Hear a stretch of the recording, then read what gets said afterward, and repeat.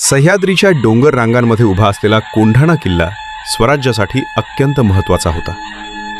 पुण्याच्या प्रदेशावर नियंत्रण ठेवण्यासाठी हा किल्ला जिंकणं गरजेचं होतं.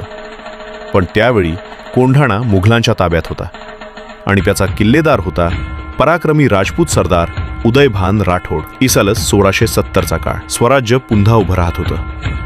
छत्रपती शिवाजी महाराजांनी ठरवलं कोंढाणा परत मिळवायचाच.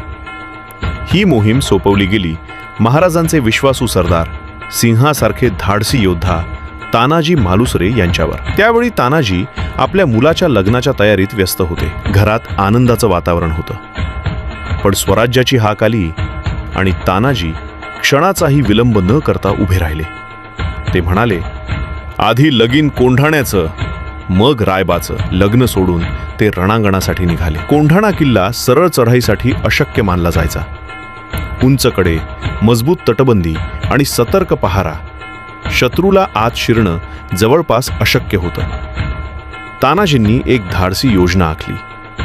रात्रीच्या अंधारात मावळ्यांसह त्यांनी किल्ल्याच्या उभ्या कड्यावरून चढाई करण्याचा निर्णय घेतला. यासाठी वापरण्यात आली एक घोरपड, यशवंती. घोरपडीच्या मदतीने दोर वर पोचवला गेला आणि मावळे शांतपणे किल्ल्यावर चढू लागले. मध्यरात्री किल्ल्यावर अचानक मराठ्यांचा हल्ला झाला. गोंधळ उडाला. रणशिंगे वाजली. तलवारींची टक्कर सुरू झाली. लढाईच्या मध्यभागी तानाजी मालुसरे आणि उदयभान राठोड आमने सामने आले.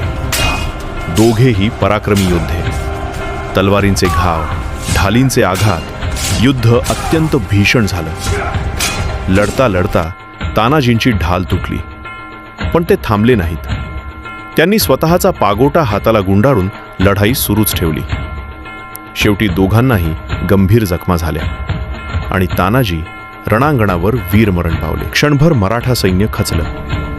पण त्यांचे बंधू सूर्याजी मालुसरे पुढे आले आणि मावळ्यांना पुन्हा एकत्र केलं. प्रचंड जोमाने हल्ला करत मराठ्यांनी अखेर कोंढाणा किल्ला जिंकला. विजयाची बातमी जेव्हा छत्रपती शिवाजी महाराज यांच्यापर्यंत पोहोचली तेव्हा त्यांना आनंद झाला. पण तानाजींच्या वीरमरणाची बातमी ऐकताच ते दुःखी झाले.